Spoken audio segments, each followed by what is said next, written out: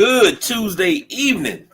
Welcome to another edition of the Sideline Junkies Tuesday Night Flight. It's the big guy KG. I gotta introduce the man in the middle, the pivot man, the big man, the autograph extraordinaire, Mr. Double R himself, my man Ross, here for Joe the Fan, baby. What's up? What's up?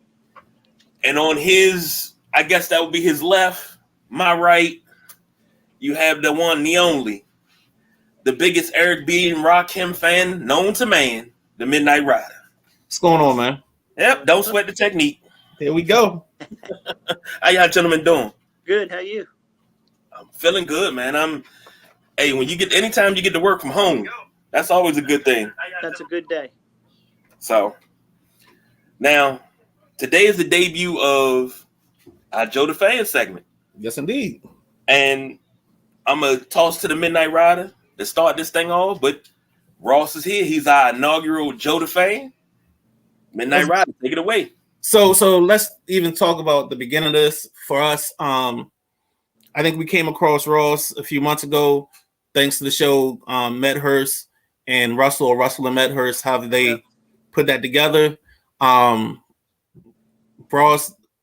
heard about the show, and he's showing up for us like it's nobody's business. Love the support, appreciate the support. So he was like one of the first people that came to mind. We had a bunch of names, but we figured let's start off with Ross. So as I start anything I do when it comes to talking with people, I always talk, since you're a sports fan and diehard sports fan, do you have like a first memory or even your fondest memory when it comes to this game of sports, basketball, football, baseball, whatever it is? I have a few. It goes back, KG, like this. When I was a kid and saw the Yankees win their first World Series, my dad let me stay up and watch it. And they had lost to the Reds the year before, 4 games straight. They got swept. And as a little kid, you're distraught, man. Your team got beat. Next year, they came back and won. Then they doubled up and they won the following year, too. That's probably one of my first memories. Another memory, this is way back. You guys are younger than me, but I got to see Dr. J in the ABA down in Richmond play with all the guys and just watching him. And at that point, not knowing what he was going to turn out to be. And that was amazing. And of course, any of the Redskins Super Bowls and the Nats and the Caps winning the chip. So I've been lucky. So if you had to say, I mean, we're pressing you right now to say like your favorite athlete, who would your favorite athlete be? Or even if you have to give a top 5 to give respect to everybody that you like. Favorite athlete, my favorite player of all time still to this day is Thurman Munson, number 15, the captain for the Yankees. I played catcher in boys club and in high school, and I wore 15. I wore it all the way through when I played softball.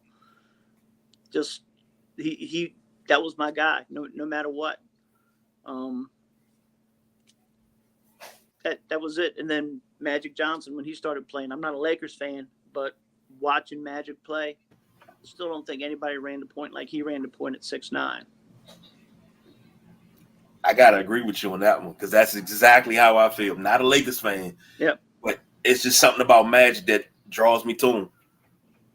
Now here's a question for you. We'll bring it to the. We're gonna talk Commanders, but I know when we talk Bullets/Wizards, right now that hype train that was the 70s Bullets, compared to, let's say, the Big Three era, which one would you say would be a better era as a fan? As a fan, the old school era. It was they were legitimate contenders every year. I mean, every year they were legitimate contenders, and they played. It wasn't, they played every night. Wes Unseld, and I know you guys have seen, he would lean on Bob Lanier, lean on Kareem, all those guys, and wear them out. And he couldn't jump any higher than a stack of quarters off the ground, but he could get that big body in there and out rebound anybody. And those guys played hard every night. not taking anything away from the big three. I just think that was just a better era. That era lasted longer, and they were a lot more consistent. But when that era was over, it was over. When Bobby D and the Big E and Wes and all them left, it was over. Phil Chenier still to this day has one of the sweetest jump shots ever. If you go back and watch a video of Phil Chenier, he had one of the sweetest jump shots ever. See, a connoisseur of history. I love it. Go ahead. But see, no, go ahead. I know what you got. Go ahead. See, because of what you've seen, right? How you can break it down, I could sit here and pick your brain all day. Like, put it this way: a car ride. If we went from here to Texas, I don't think anybody would sleep. Well, I wouldn't sleep because I'd be picking your brain the whole ride. We'd be talking, right? But now talking Redskins football team, Commanders, however you want to go. Watching now, you watched them in the 70s under George Allen, correct? Yeah, I got to see him. I don't have memories of the Super Bowl they lost to the Dolphins. I don't have memories of that. My memories are more, I guess, around like 75 in that area. I can remember sitting on the back porch at my parents' house crying when they lost to the Vikings. I mean, crying like boo-hoo, crying like somebody ran over my dog, crying. They lost 35-20, and just heartbroken as a little kid because they had a really good team. That team should have done a lot more than what it did, but the Vikings beat them. I think it was Sammy White. It might have been Ahmad Rashad. Caught a pass laying on his back and then got up and ran into the end zone. But I can still remember that. I've got to see a lot of stuff. I still remember Washington getting ready to force Dallas to punt, and D.D. Lewis just moved the ball a little bit and drew them off sides, and they called it offsides on Washington, gave Dallas a first down, and they ran out the clock. That was sometime in the 70s. I still remember that. Man. So what you got from the 80s? Is there a fond memory or a great story like that for you from the 80s? Yeah, as you go, like when Gibbs first took over, because Jack Pardee came in, and the team was okay. They weren't fantastic, but they played hard for him because he was an ex-player and he had a lot of respect with the players in there. When Joe Gibbs took over and he first started losing, everybody's just like, what the hell's going on? We thought this guy was this great thing, but as it went, that first win when they beat Chicago, you can go back and see that. I think we had a linebacker who intercepted the ball. Was it Don Hover? Maybe intercepted the ball. Somebody picked the ball off or recovered a fumble in the end zone, and it went from there. They won. From that point on, they were competitive every time out. I was fortunate to see a lot of stuff. I mean, I got to see the rivalry, Billy Kilmer and Sonny Jurgensen go through to where Joe Theismann was returning punts.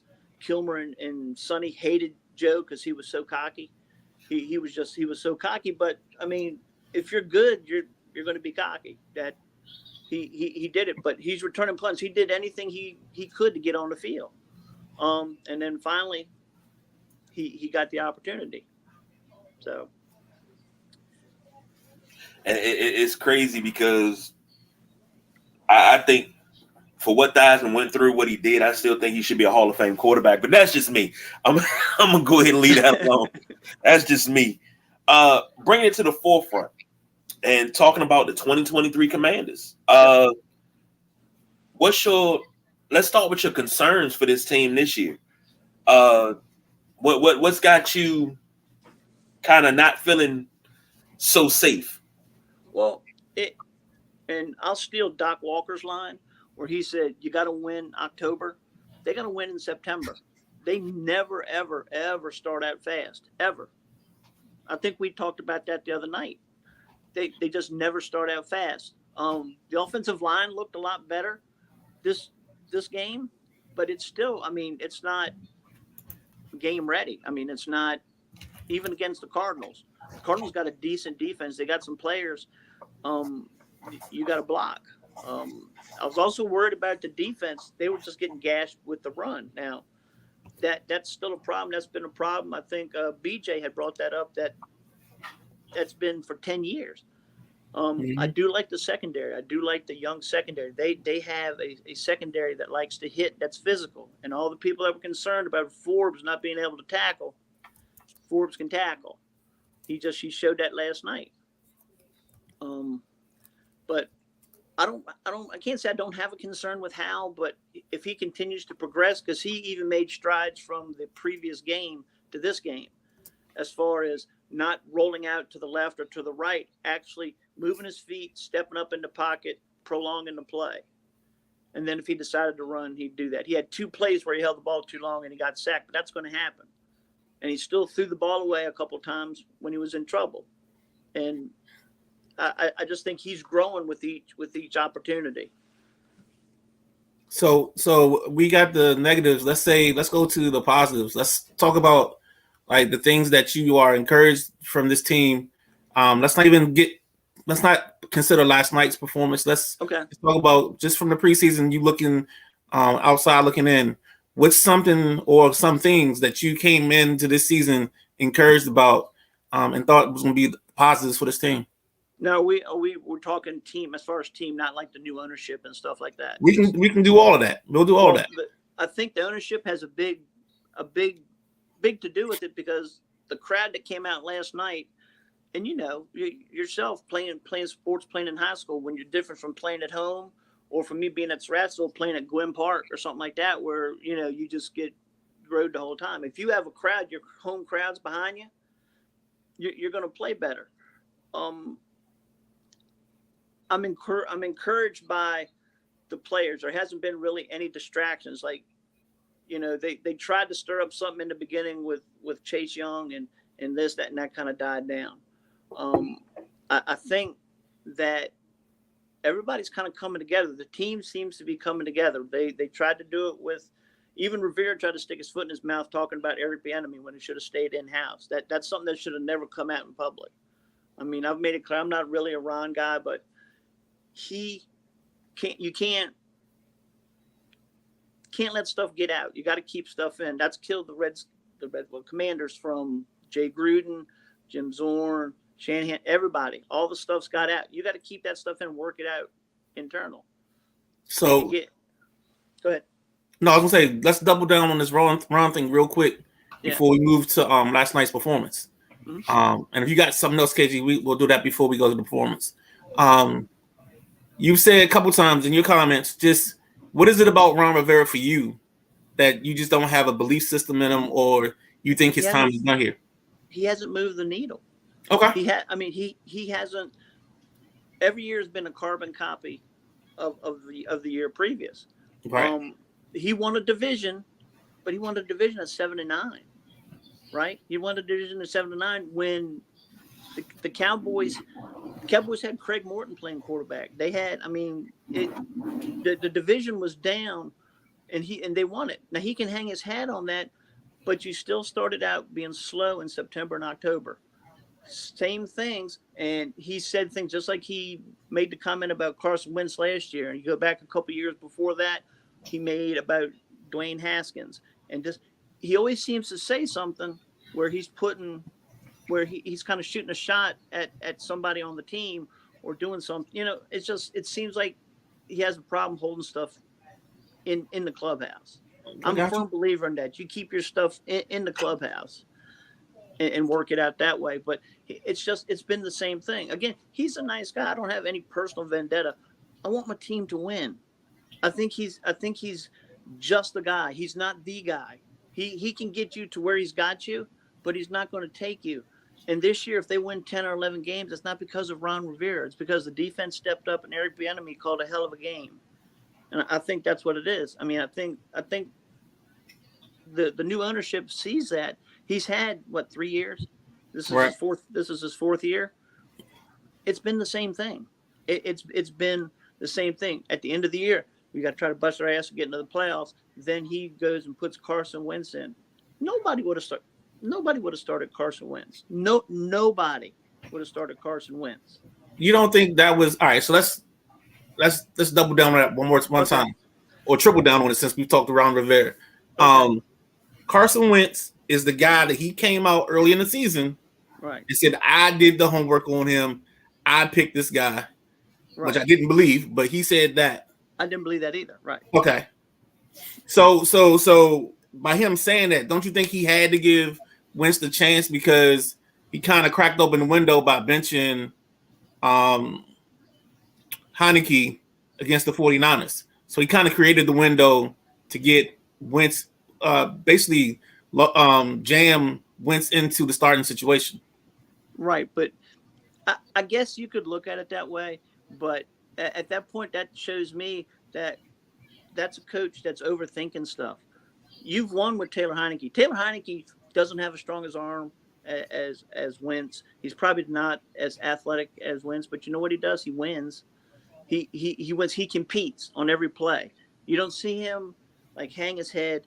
And the players rallied behind him. When they put Carson Wentz in, any momentum that they had and any feeling that the players had, they were like, what the f- is going on? Why is this happening?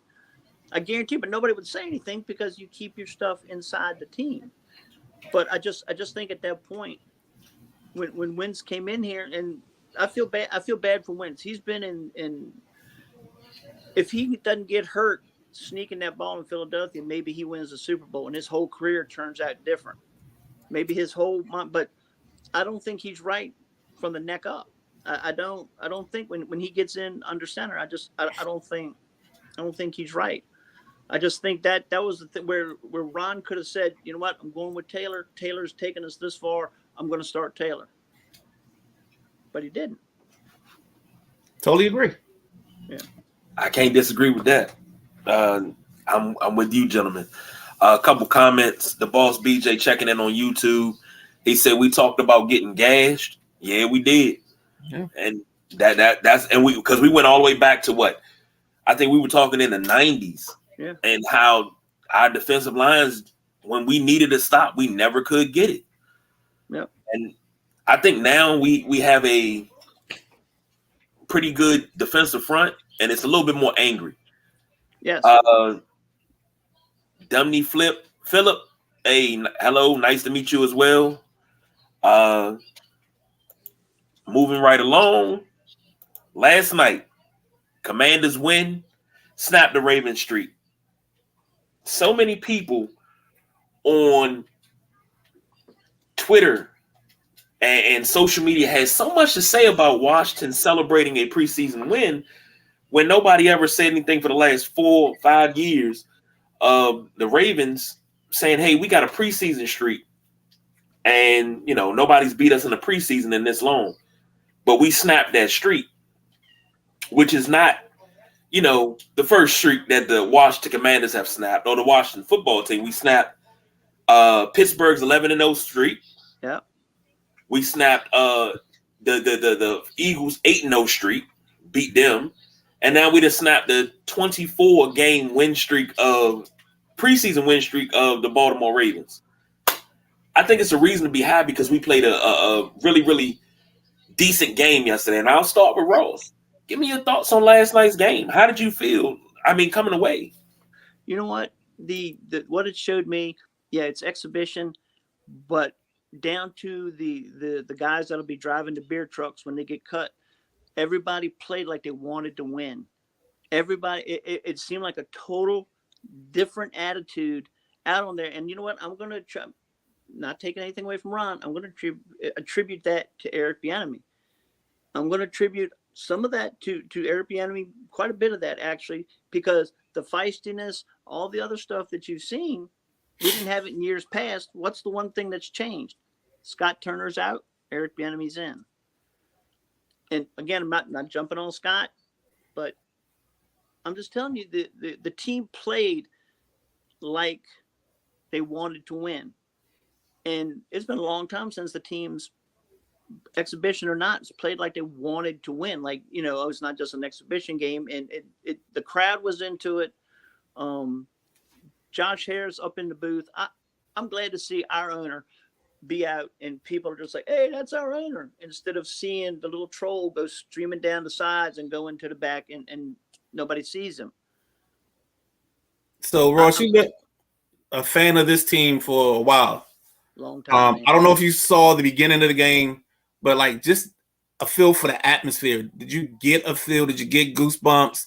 Did it bring back memories for you? Just the way that stadium looked. I smiled. I sat there and I heard the noise, and I'm like, okay, all right. And it wasn't Ravens fans. It wasn't all Ravens. There was some Ravens fans mixed in, but it wasn't all Ravens fan like it would have been in years past.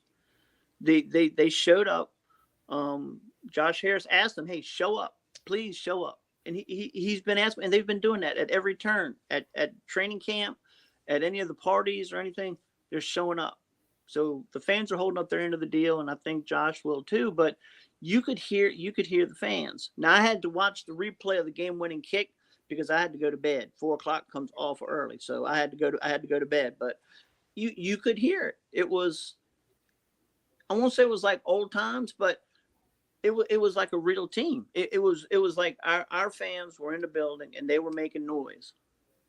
You could hear that. You could audibly hear that on television. I know if you guys watched it or listened to it on the radio or what have you, you could hear the Washington fans.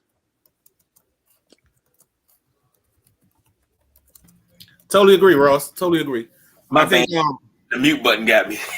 Oh, all right. I'm sorry. I was doing something at the same time and I didn't hear you.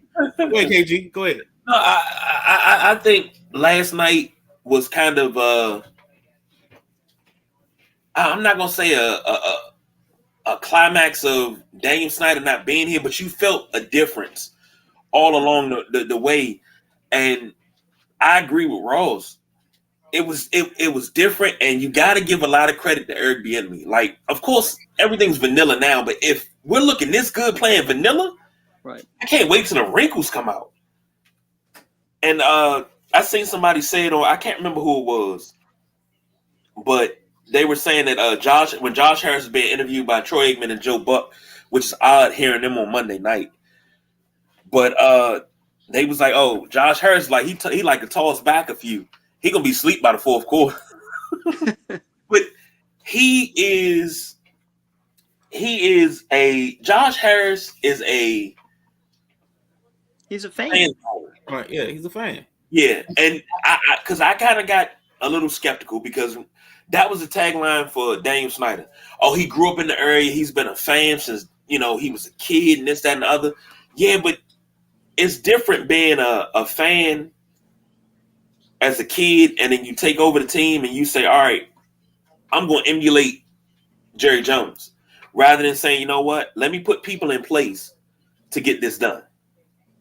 And that's what Josh Harris is doing. He's putting people in place to get it done, because I think we're top priority, but I don't think we're his number one priority as far as the team goes, because he has the Devils, he has the Sixers, and he already got a problem up in up in Philadelphia. I'm sorry. Oh yeah, with James Harden. So I don't think of him having.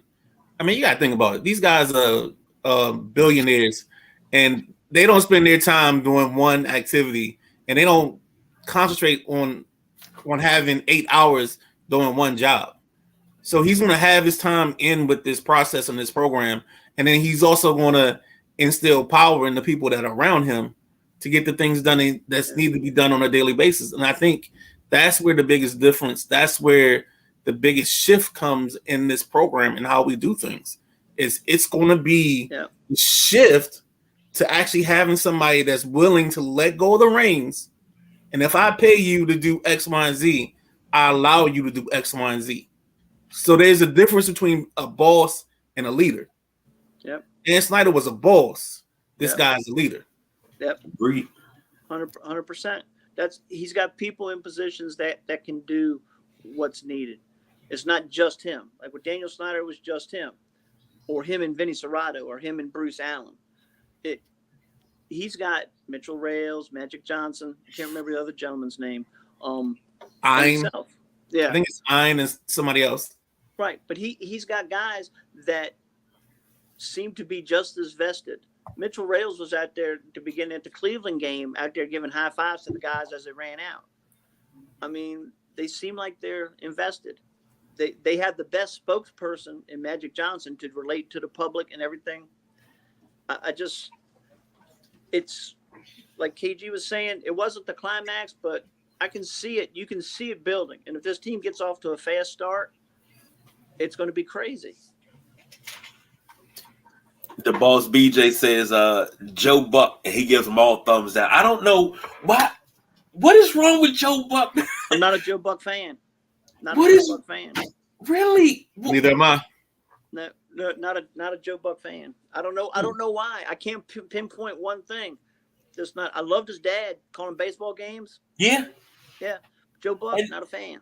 That's one of the reasons why I like Joe Buck, because I've heard him call baseball games on Fox. Yeah. And postseason baseball, he was the voice of postseason baseball for me on Fox. Yep. But not many people really like him. And then the boss BJ also adds, I'd rather eat a stop sign on a 100-degree day than listen to him. Good grief. Rough crowd, man. Yeah. Rough crowd. That's gonna be terrible on his teeth. Yeah. Yes. But I mean, we can jumping off on announcers real quick. I mean, we don't really have that tandem anymore. Mm-mm. So you know, Summerall and Madden were tops. Right. So the difference is you got, and here we go. Thanks, KG. We on the exit ramp. We're gonna back up off of it. But no. I think we have Kevin Burkhardt and Greg Olson. It's probably my one seed right now. But I think the difference is Joe Buck and Troy kind of just stuck around, and they were the main guys for so long. So they became. But the difference is that we don't always consume sports the same way like we used to. So you don't fall in love with the announcers as much. Right. You know what I'm saying? I don't think of kids today saying, "Oh, I got to sit down and listen to Joe Buck and Troy Aikman." You know what I'm saying? I think that's more us. I think that's more our generation than anybody else's. Right. We listen to games on radios. Now I listen. I don't know how much you guys did, but radios like baseball games. If I had my radio, I could pick up Yankees games sometimes, not all the time, but I could pick up Yankees games on my little transistor radio at my parents' house. I listened to Ron Weber for years call Capitals games on transistor radio. Just a little trim with a little thing in. Would wind up falling asleep, waking up in the middle of the night with it still in my ear, taking it out. Mm-hmm. Yeah. I did that with Bulls games in the 90s. Yep. I would listen to Johnny Red Kerr. I'm a big Bulls fan, but I would listen to the Bulls, and it would work when I was home. But when my godmother lived in Northeast, it would work even better at her house. Right. When I couldn't get WGN, I listened to Bulls games. I still listen to games on the radio now. I love it. There was you guys probably know of this. I can't remember the name of the station, but there was an underground hip hop station out of New York that you could pick up like after 12:30 or 1 o'clock at night. If it was no cloud, if it was clear, and you could pick it up and you could get some of the stuff that wasn't on regular radio that was coming out at that time. And I can't remember what the name of it was, but it was an underground radio where they were spinning them. I remember that. I can't remember the name of it either. God, Was it 1450? Was it that hop the dial? It was a long time ago, man. It was. I know there used to be a hip hop channel that I used to be able to pick up every so often. Yeah. It was like 1450, 1480. And again, it was so long ago. But yeah, I remember picking up something like that every now and then. But it was never consistent. Yep. And of course, the boss BJ got something to say. If you find a big enough trash truck, it would give you the metal you need to listen to Yankees games. Only trash truck though. Hey, 27 World Championships, and you still hating, my brother. Yeah. Let me ask you gentlemen a question.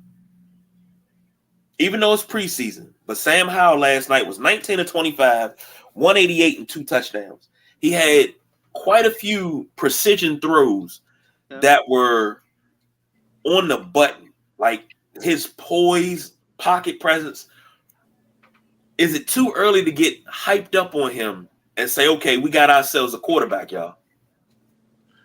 Maybe to say, yeah, we definitely have one, but I would say that everything points to him having the tools to be a quarterback. I mean, you can't tell until they start playing the real games, and until he faces Buffalo's defense in week 3 or 4. Arizona's, until he starts but he's making the right decisions. If he's got to throw the ball away, he doesn't mind punting. He'll throw the ball away and we'll get him next series. He doesn't force it in anywhere.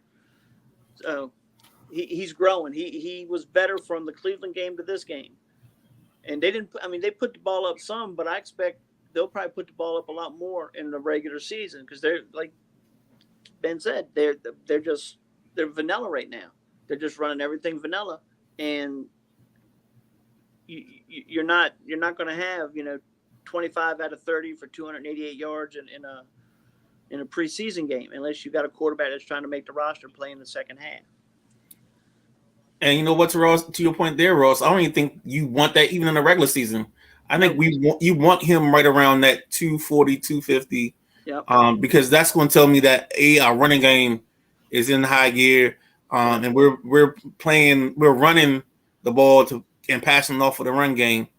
Back to your original thought, KG, when you were saying about Sam and how do you feel?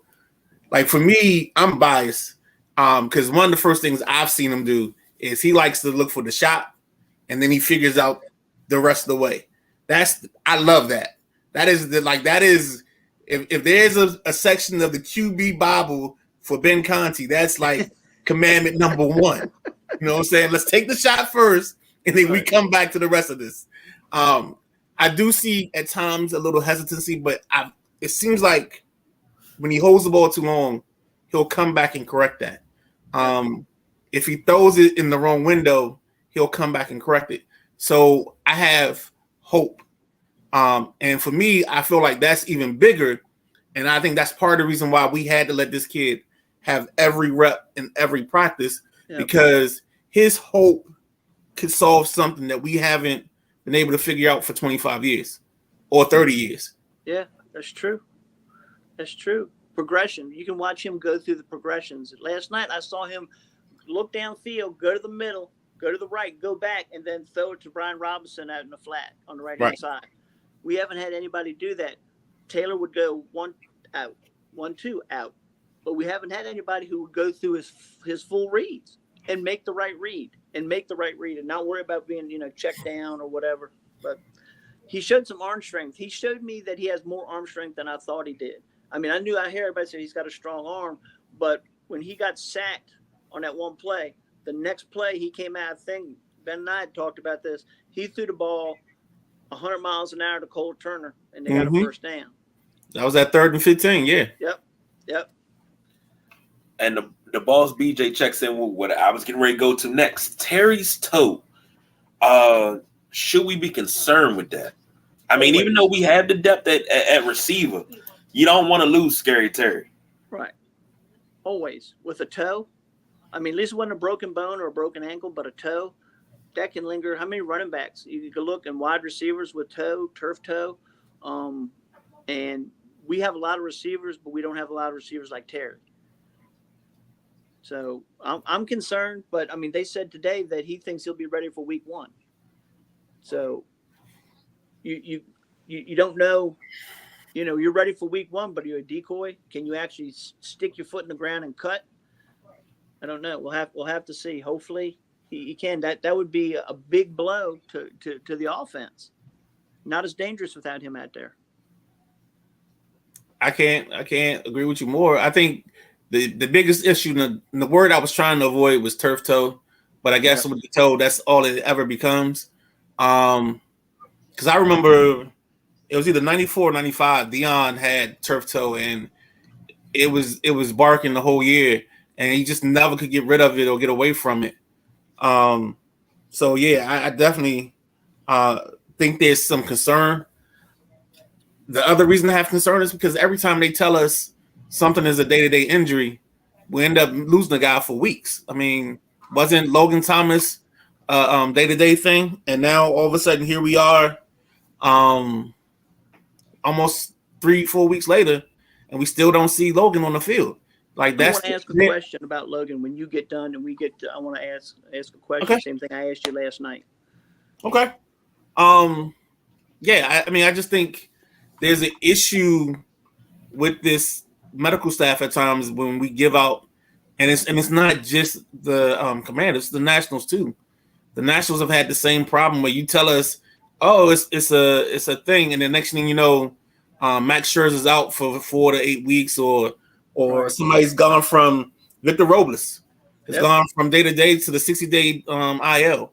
Like, what's going on with his back? Is this really a back thing, or are we really trying to avoid playing this kid so whatever value he has, we can save it, because next season you're moving up a bunch of guys. So that's the concern I have there. But back to Logan, I just think Logan's I don't know. I think Logan's a situation that I'm probably at a 7 on the concern meter, because I just haven't seen or heard enough good stuff coming back from that. I'm a little bit higher than 7, because I asked the question. I think I asked the question maybe about a week and a half ago when they first said he was hurt again, and it was serious. Matter of fact, this is last Thursday. It was last Thursday. Not saying that I'm ready to give up anything, but how much longer do we have? How much more of a window do we have with Logan? Because he was a key cog in the offense 2 years ago, and we lost, and you saw the offense just go straight down. How much more of a window do we have before these injuries take their toll and we don't have the guy anymore? That's my concern. Well, that's your concern, but let's hey Ross, let's get your question. Let's get you out of here. All right. And then we'll finish up with a little bit, because we got one more after you finish. Okay. So we were talking about it, and I forgot what we were talking about. So let's just go ahead and just jump into it. Well, with Logan, because I'd ask you, do you think that they will cut him? Right. And I know that he's our best tight end, but Cole Turner has been producing, not as much as Logan was when he's healthy. But when was the last time that Logan was healthy? What was healthy? I mean, it's been a long time, and you're paying him decent money, because didn't they sign him to a big contract? He's around probably 7 or 8 million on the cap, and I think we talked about last night. It's a great point. I think if they had drafted a tight end this year, right, I think that question becomes bigger, because then you start talking about cap savings as well. Right. And like I said last night, I think the problem for Logan was he got cheap shotted in Vegas. Yeah. And that shouldn't have happened.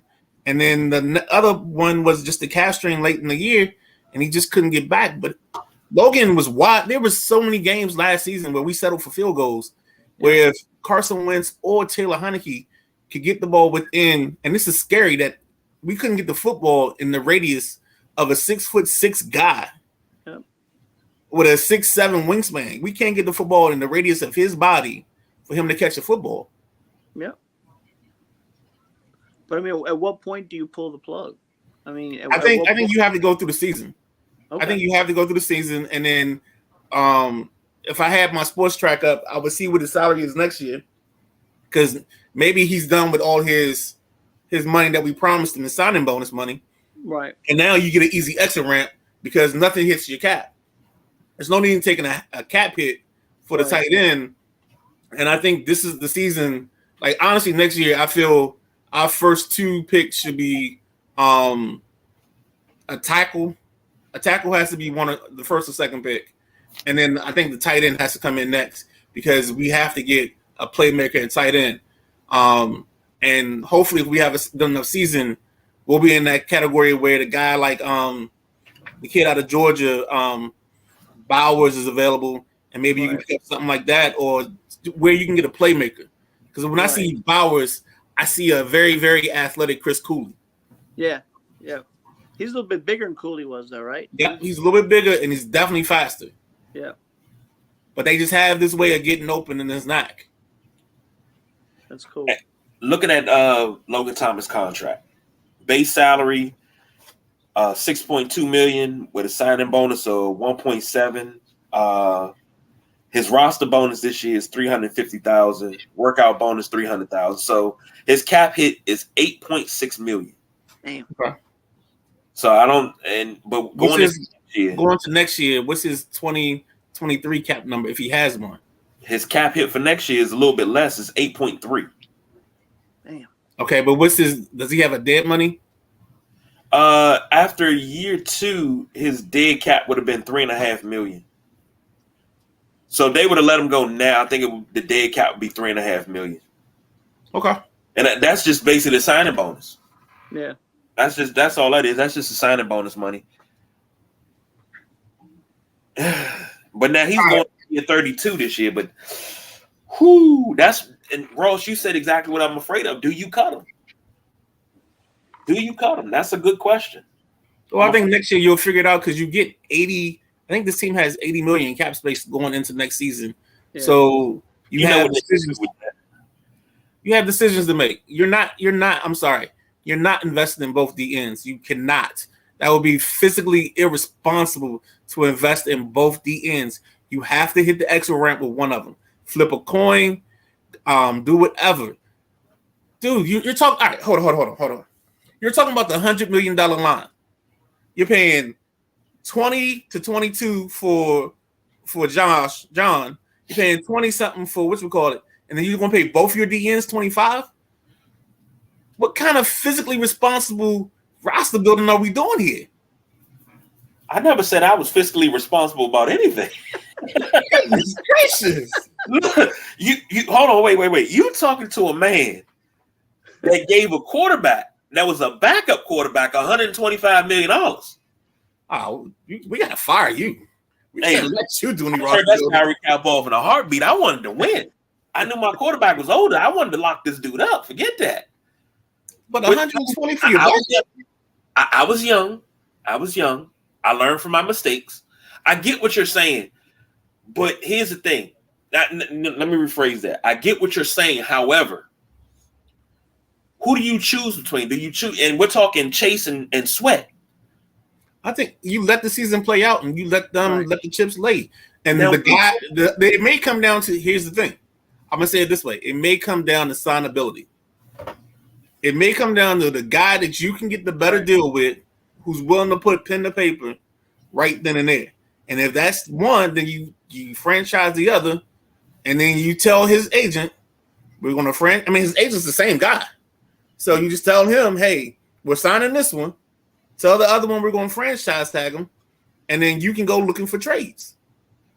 What if, and this is... Oh, what ifs? No. What if both of them have double-digit sacks? And I'm not talking, both one got 10, one got 11. What if one has 15 and one has 17?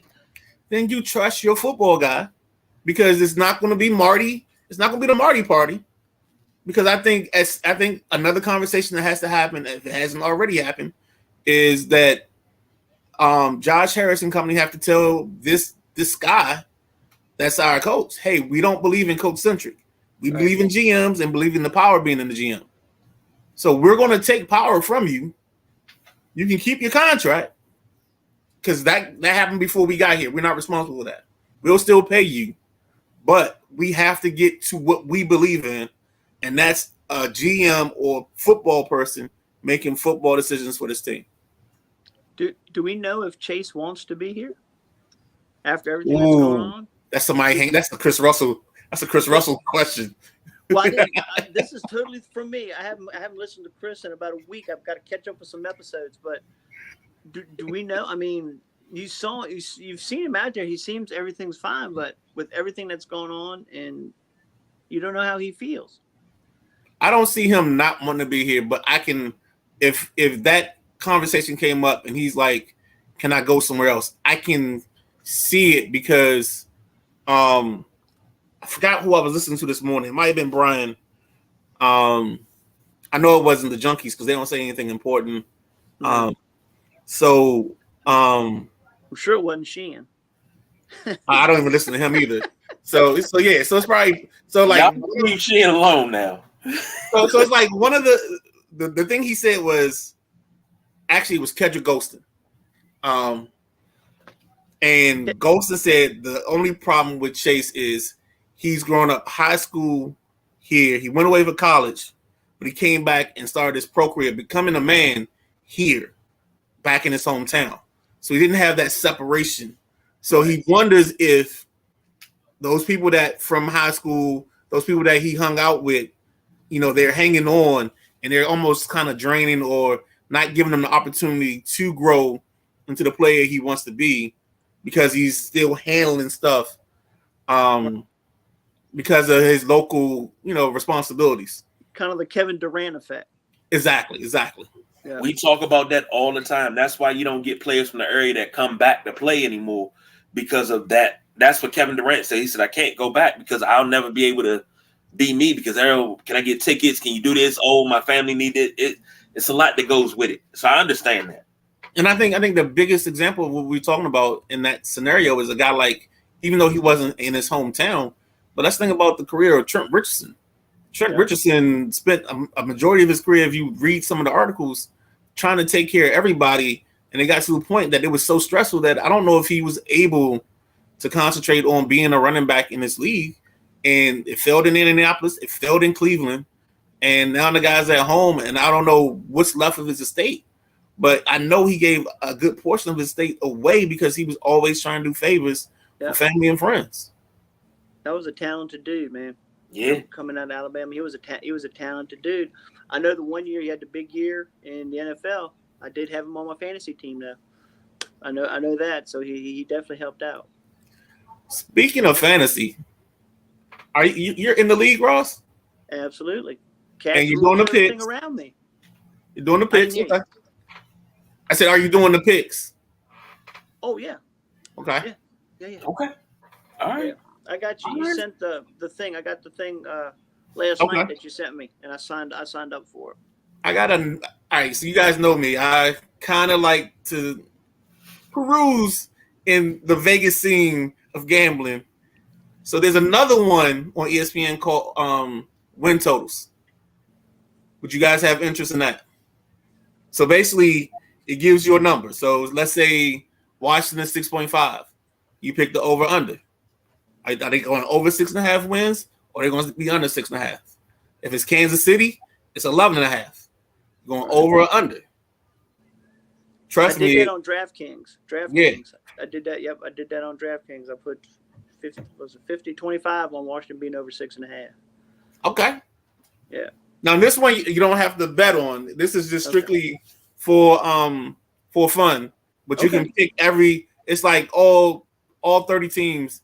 I think last year I was like 17-13. I think Atlanta killed me, and it was somebody else that had like right at the end that messed me up. But that's another option. And since it's here with the Sideline Junkies, I will always put it in a format that everybody can jump into it. As much fun as we can have as a group, man. That'll work. And before we jump, the boss BJ says right now, Sweat, more sacks means more trade value. And I agree with that. But so then wouldn't you trade Sweat and then keep Chase? I'm asking a question. I'm not ready to make this decision yet. You asked me this question. I'm not ready to make this decision yet. All right, Ross, since he doesn't want to commit either way. So what's your view on this? Do you think at this point right now, if you had to trade one or the other, are you trading Chase because of the potential, or are you trading Sweat because he's got the production? To be honest, what I can get back the most, whoever I can get back the most for, that'll help my team. That's if I can trade Chase and get back, a 2 and a player, or a 1 and a player, or whoever gives me the most to make my team better is who I would trade. You got to wait till the season plays out. Like KG said, you got to wait for it to play out. Once it plays out, then you can kind of make a decision. I know Chase had the stinger, the neck stinger, right? In the thing. So I want to see how he heals up from that, and just to make sure he doesn't have a bunch of nagging injuries. He's been working out, trying to get back, and his tendons and everything. I want to see how he's going to go. Same with Sweat. Both of those, they're great athletes. Both of them. There's no way we can sign both of them. There's just no way. There is a way, but then we're strapped. But right. Yeah, whoever would draw the most interest and would bring me the most for the team, I would trade them. I'd trade them before camp was over, if that was the case. So, and it sounds like what you're saying. And I'm in this thought process too. If this team signs both the ends, you're essentially not putting any money into linebacker, and you're definitely not putting any money in the running back because you just can't. Right. You would have to draft a running back every year for the next for however long their contracts go, because you got to keep it cheap in the running back room, and then you're gonna have to keep it cheap at the linebacker spot. Well, they have like our running back room is good. I'd put our running back room against a lot of the teams in the league, like our receiving group.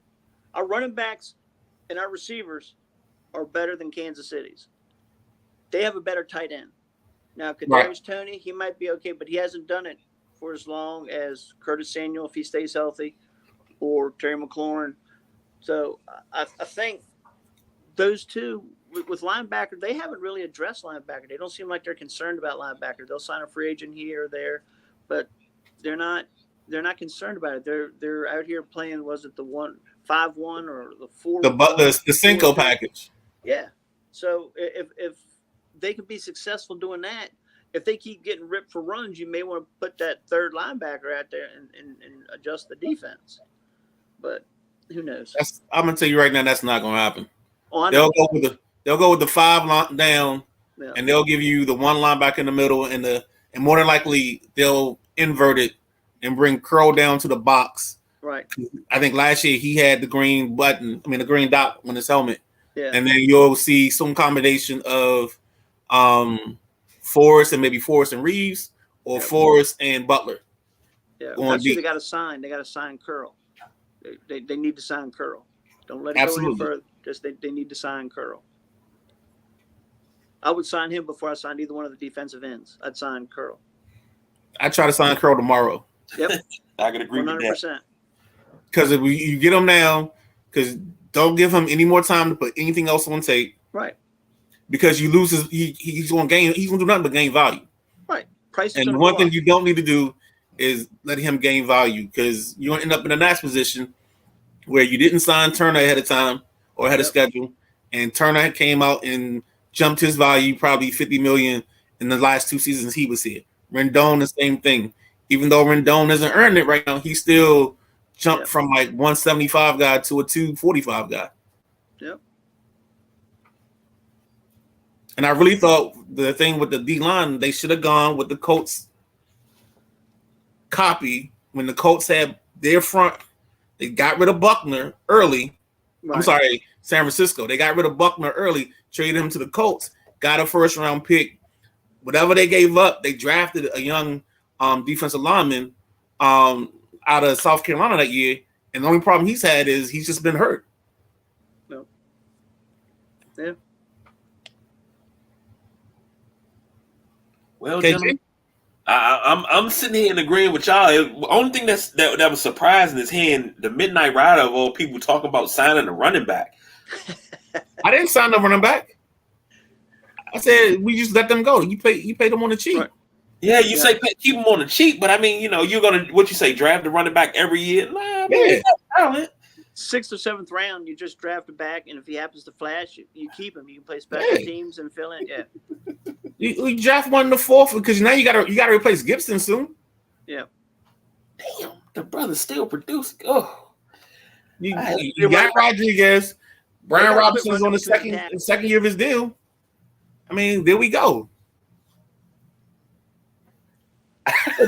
we churning and burning running backs, baby. I'm sorry. Yeah. You see how the league's treating the running backs. Oh yeah. They're like a one-night stand. Bang, we'll see you later. And that's the perfect analogy. Right. It's sad. You go from but you also got to realize there are no more Barry Sanders, Emmitt Smiths, Eric Dickersons. There are no more every down backs anymore. Everybody's a special back. Well, no, that's because we're not focusing like we used to on the running back position, because this is now a passing league. It's not a running league. So now your running back has to be able to be like a McCaffrey, like a Kamara, where you get 25 touches, but maybe 15 of those are carries.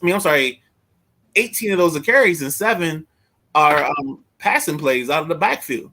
Yeah, like that's what B. Roberts will look like this year. He's probably going to have about 15 to 16 carries, and then you're going to get like 4 or 5 receptions.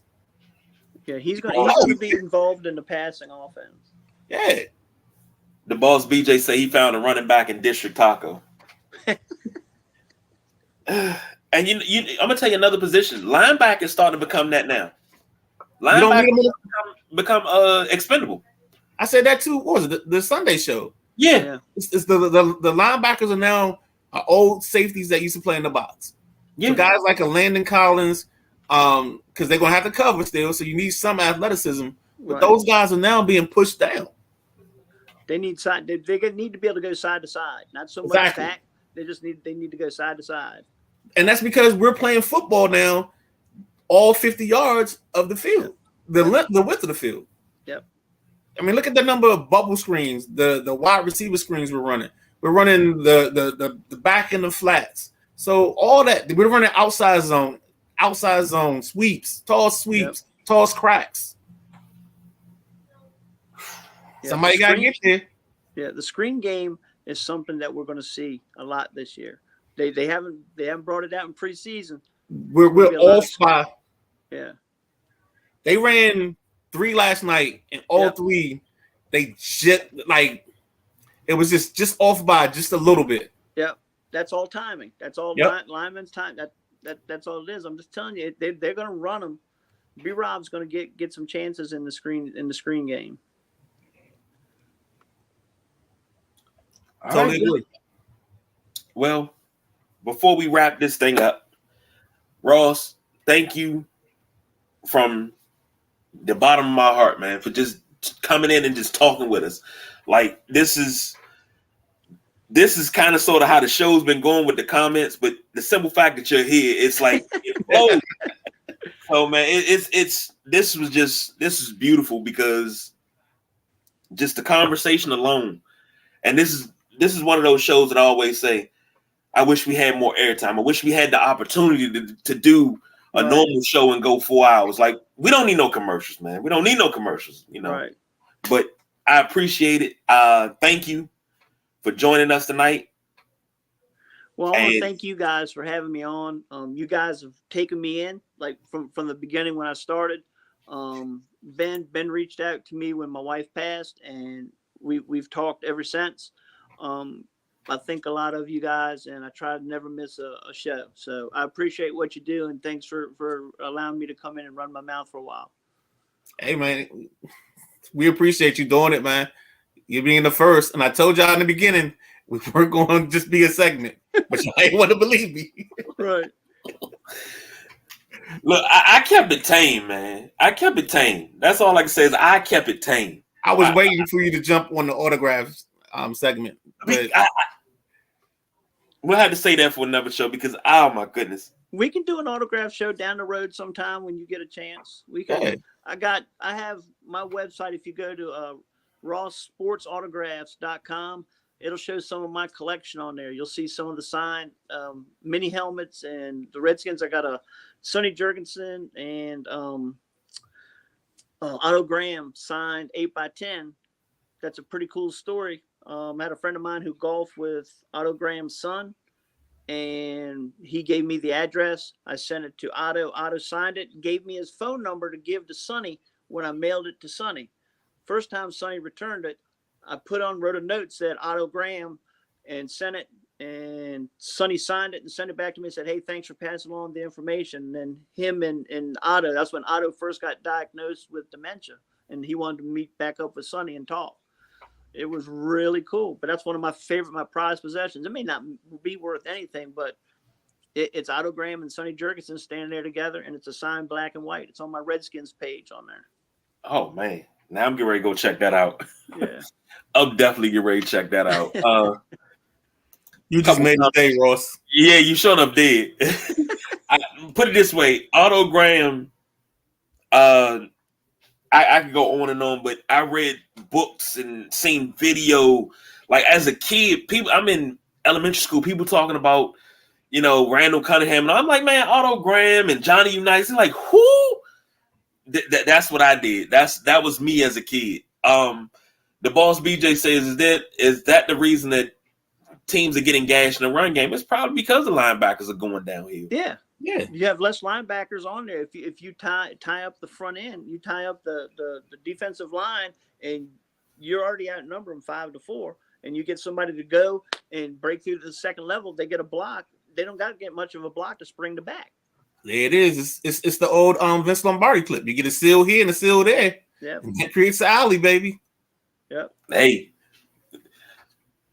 not going there with you. Nope. We're not going to break down the practice sweep tonight. Nope. No whiteboard tonight. The Balls BJ said linebackers that are athletic but not high awareness. Yeah. That makes sense. And yeah. I think that's supposed to be thank you. I think that's supposed to be thank you. I think he's driving, so he say that's you. I think that's supposed to be thank you. Thank you for having me, man. I really appreciate it. It's the most fun I had in a long time. I appreciate it. All right, man. Definitely, man. We'll extend the invite again. I appreciate it. We got a couple to get through. But yeah, we'll circle back around. Of All course right, we will. I appreciate it. Y'all have a good night. Take it easy. All right, you the same, man. All right, bye. And that's our Joe the Fan, inaugural Joe the Fan. I knew you couldn't keep the clock. I knew you weren't going to keep the clock. Almost. I was close. But we're going to wrap this thing up quick. First and foremost, by us being based in the D.C. area, D.C., Maryland, Virginia, whatever you want to call it, got to say a posthumous happy heavenly birthday to the godfather of go-go, Chuck Brown. Chuck Brown Day was over the weekend on the 19th at Fort DuPont Park. Me personally, I remember being a young cat out in the streets, and all my friends were older than me, and they were like, hey, we going to see Chuck tonight. Well, I'm going with y'all. Now you got to be 25 old to go see Chuck. All right. So y'all just going to leave me out? But I did get the opportunity to see Chuck Brown play at the Stone Soul Picnic in 2001. I did get a chance to see him play then. It may not have been, Black Hole or Ibex or the Icebox or nothing like that, but I got to see Chuck Brown play. So I'm truly curious to see. I think in our chat, you guys send out these videos where it talks about the samples, and I'm very curious to see like where his samples end up and which songs that the sample is in, and you don't even think about it. It's just it's just there, because I know Trouble Funk's been sampled, so I can only imagine that as much music as Chuck has had out there, that some part of Chuck's music has made it to the hip hop scene and been influential or made a hit somewhere. The song Ashley's Roach Clip. I knew you was going back here. Yeah, the drum beat, Paid in Full by Eric B. and Rakim, Hey Young World by Slick Rick, Run's House by Run DMC, Set Adrift on Memory Bliss by PM Dawn, and Girl You Know It's True by Milli Vanilli, and Unbelievable by EMF. All sample Ashley's Roach Clip. And that's just some of them. That song has been sampled, I think, 3,000 times. Amazing. Not to mention Bustin' Loose, Hot in Here was a sample of Bustin' Loose. So, Go-Go's worldwide, baby.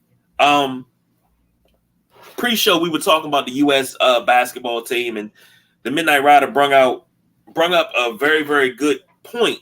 And he said that, this is just a coming out party for Anthony Edwards. Oh, heck yeah. I mean, that kid is shown out. I mean, he's come a long way from being Kermit in the Hustle movie on Netflix. Now he's got everything. And if it wasn't for Jokic and some of the other established guys, I would almost, and I still might do this, I might throw like $10 on him being like the MVP.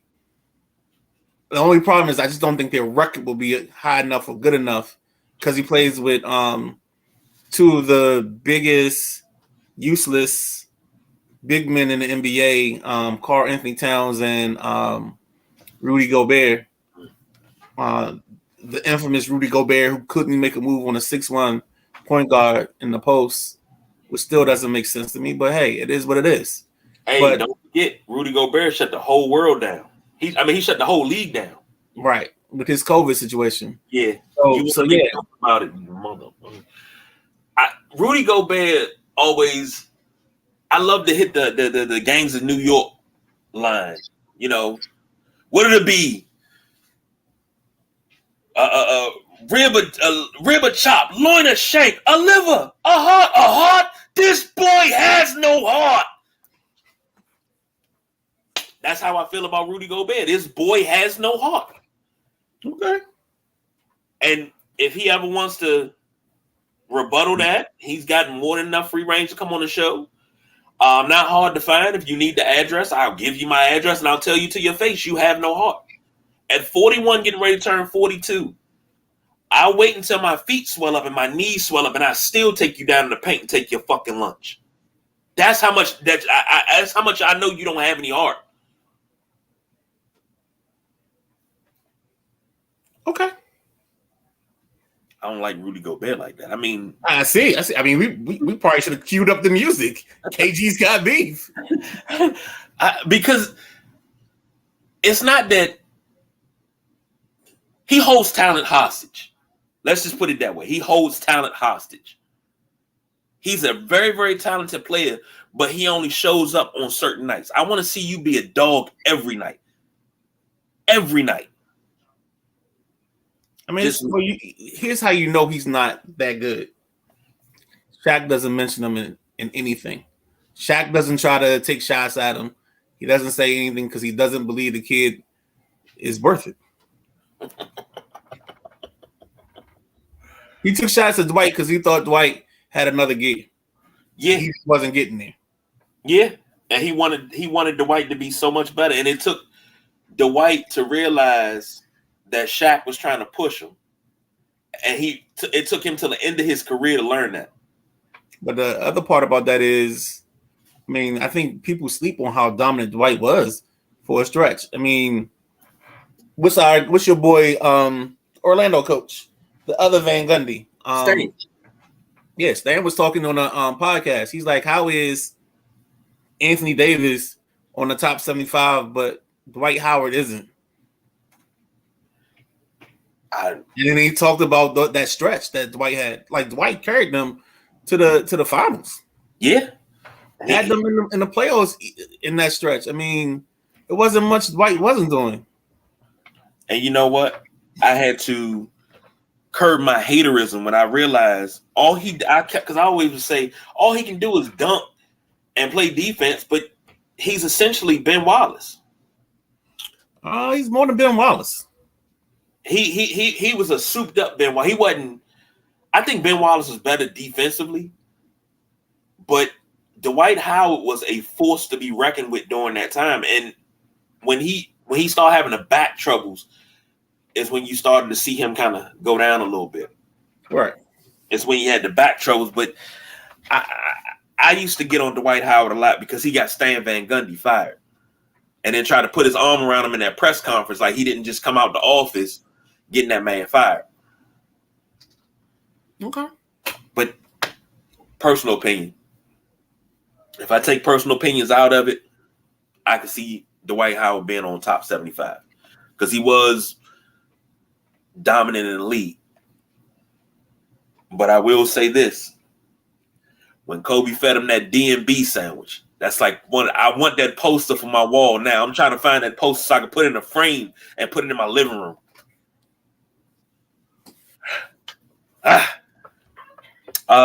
Last but not least, are you geeked up for Saturday, brother? Saturday. Notre Dame versus Navy, baby.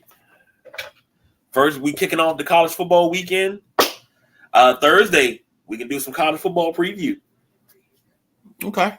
We'll do that. And then Hold on. That means it's week 0. Yeah. So the scrutiny begins in Boulder. The scrutiny begins. The era that is the prime era, the Coach Sanders era in Colorado. As you see the hat, because Prime is one of my guys. So if Prime doing it, I'm a back him. Notre Dame. I just want to see Hartman just show. And then I want to see Chris Tyree in the slot. If he can be dangerous in the slot, it could take this offense to another level because we got the back, so we know we can run the ball. I'm happy from what I remember of Joe Alt as a freshman getting thrown around at left tackle to now where he's a stud. It just shows you how growth and opportunity can change a person's outlook in their future. They're gonna be solid across the line as always. They're gonna have solid backs. I don't know who the outside receivers are going to be, but yeah, let's go Notre Dame football, baby, for sure. You know what? I might have to go. I'm gonna have to find a hat. I might come out full OC on Thursday. I might bring the whole OC gear out. Give you the hat, give you the little zip up, partial sweater. With your plate sheet. Here we go, baby. That's the offense, baby. The boss BJ says, here we go. That stretch, Ben couldn't mess with Dwight on defense. I'll give you that. But Dwight was I think he was defensive player 2 out of that 3-year stretch. Yeah. Like that's I think the hate on Dwight hit from his end of his career kind of blinded people on his beginning of his career. I'll give you that. Yeah. So that's it for us. We'll be back on Thursday. Man, this is a great show. I wasn't worried. I was just more nervous. I don't know. I get nervous when we had people. When we had people on, I just get nervous. Like, is the house straight? We good? Well, is the wings hot enough? I was honestly, man. I was just so gung ho. I already knew. Like, I know you and I know him. Like, I knew the questions were going to just happen, man. I felt it. Yeah, but here's where I was really worried about is that wormhole. Gotcha. And going down that worm, because I know I can talk. And then knowing that Ross knows what he knows, right? I know he can answer some of the questions that I got. And then that's going to start that conversation. And here 2 hours later. Yeah, and we like, well, what were we talking about? Right. I was worried about that, but I had to keep myself contained. So, but for the Midnight Ride, go that way. The Midnight Ride, I'm the big guy, KG. See y'all on Thursday because we don't do no overtime, baby. We are out of here. Here we go. He's still talking about Dwight. Was the Magic? Dwight was the Magic's defense. You're right. Yeah. When you have Turkaloo and Michael Pietrus. Yeah. Yeah. Who I swear was better than what he was. No comment. That's a wormhole conversation. But we don't do no overtime, y'all. We are out of here.